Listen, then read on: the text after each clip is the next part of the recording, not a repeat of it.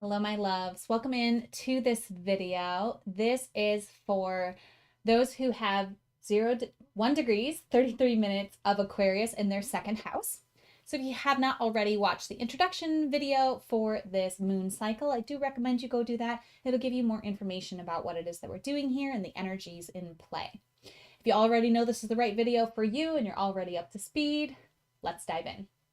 So, the houses in the astrological story represent the where of our journey. So, where this new moon is happening, it's pinging you in a certain area of your life. Where is it inviting you to look at your life? Well, it's inviting you to look at the second house because that's where this moon is occurring for you. So, the second house is ruled by the second sign of the zodiac, which is Taurus. The ruler of Taurus is Venus, so Venus also rules the second house. The second house is the house of value.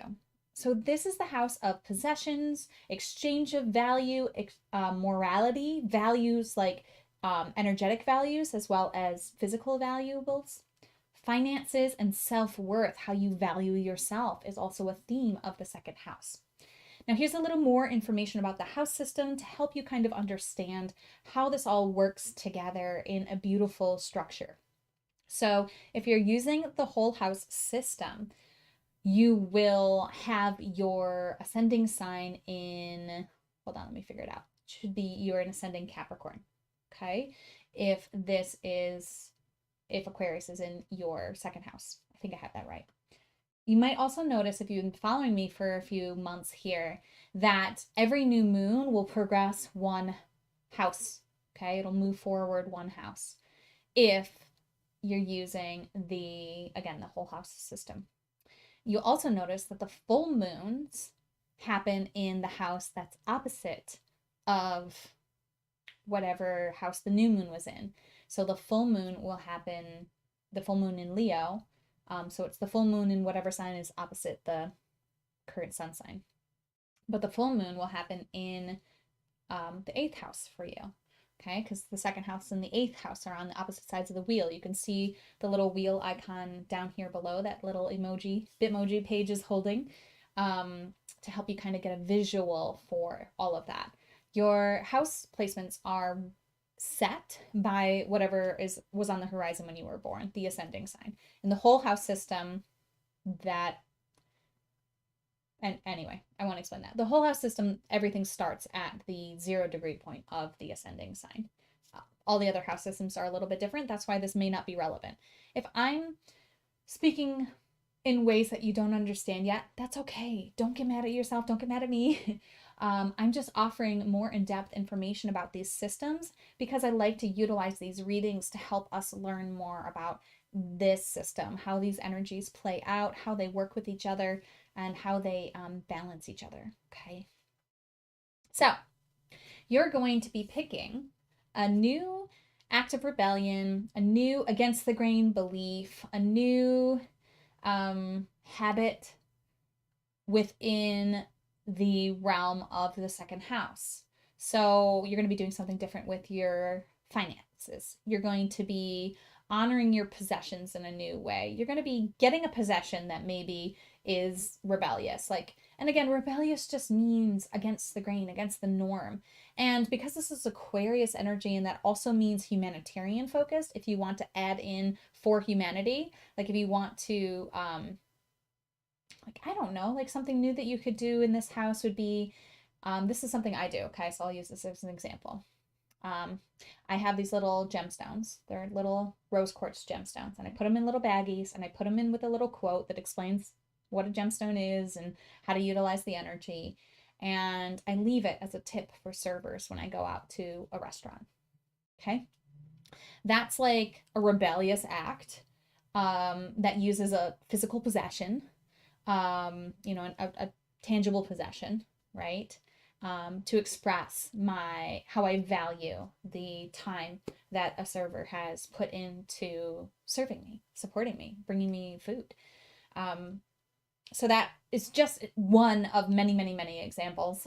You can come up with your own thing. You might actually have a new belief that you're going to put into your body, into your mind, into your heart about your worth. You might say, I am worthy of abundance. Okay, that might be a rebellious act for you because you're usually saying that you're not worth anything. Do you see how this works? So play with this. Let yourself be guided. Let your connection with your own intuition really, hopefully, it already has like sparked something within you. But if it hasn't, just sit with it. Think about it for a little bit before you go into watch me do the card draw. Okay. And let me know if you have questions, as always.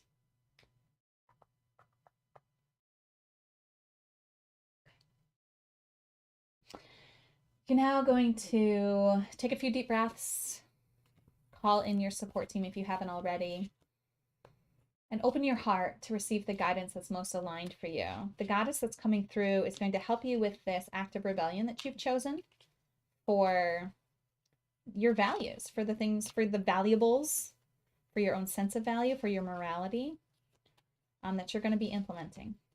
Okay. So let's see what goddess wants to come through here and really help you navigate through this rebellion. All right, show me one card clearly. There it is. Okay.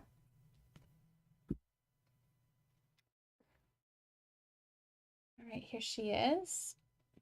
10, Cred. And her theme is she's the goddess of clairvoyance. Ooh. All right, let's see what her message is for you. She has a whole big entry in this booklet here, but we're not going to dive into that whole thing. Here's her specific message for you. Avoid sending psychic bullets by speaking ill of someone who has wronged or hurt you. Interesting. Your optimistic faith brings you success if you put the situation in the hands of the universe. Put on a cloak of light around you when you enter another person's home because you bring psychic thoughts into their home. You will dream premonitions that will come true. You have a God-given gift of psychic powers. You thank God by using your gift. Wow. Here's a spell for clairvoyance if you're into that. I'll just read through it. If you're not into that, don't worry. We'll talk more about how this card can apply to you, even if you're not wanting to engage in the spell. Light a candle of any color. Turn off all electric lights. Stare at the flame for 3 minutes. You will see a ring of light encircling the flame, composed of all the colors of the rainbow. Close your eyes and keep them closed for 3 minutes or more. In your mind's eye, which is your clairvoyant eye, your third eye, you'll see the flame and the ring around it, and then visions. The visions are psychic. The people you see may be your spirit guides, If you wish, look at the flame again for a few minutes, then close your eyes for more clairvoyant visions. Wow. Okay. This is a very intriguing message here with your house of values and this new rebellion that you're bringing in. Perhaps part of the rebellion is your clairvoyance. Perhaps part of what makes you different, unique, against the grain is your ability to see things. So there's different clairs. Clairvoyance, actually refers to sight, okay? Voyance. So clairvoyance means clear sight, visions. Voyant, visions. Okay. So your ability to see things, your ability to see the future, is part of your gift. And your ability to use that is how you thank the universe, your sport team, for this gift. And it feels like your clairvoyance will help you navigate through your visions, will help you navigate through this new beginning, this new rebellion, this new against the grain thing that you're looking to achieve. So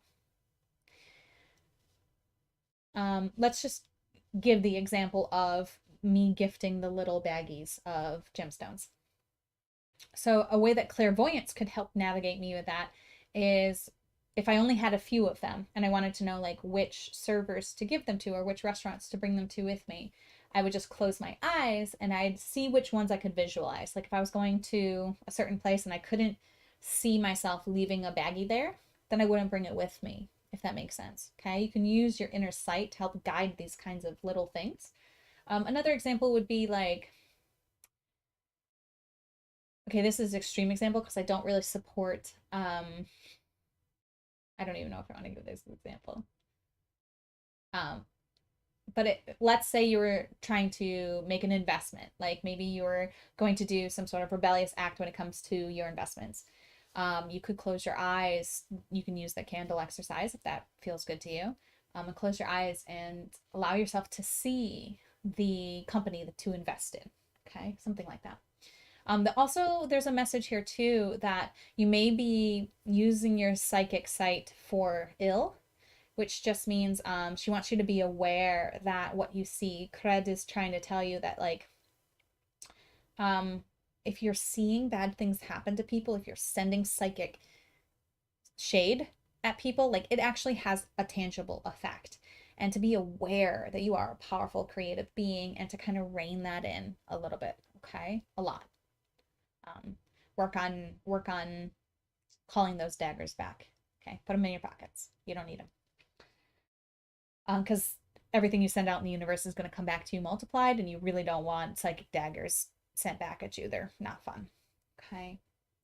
Another message that I felt like she said too was just to surround yourself in light when you go to places. So none of the rest of this may be relevant. For you, it might just be when you're doing this new thing, envision yourself surrounded in light, especially if you're doing this new thing in presence of others. Okay, so that you can bring your own power and light and love into any space, especially into any space that you might be acting against the grain, and there may be people who aren't as excited about you doing that, as supportive of you doing that. Does that make sense? Let me know how this resonates. Let me know if you have questions. I am complete. As always, namaste. The universal light within me salutes and honors the universal light within you. Namaste.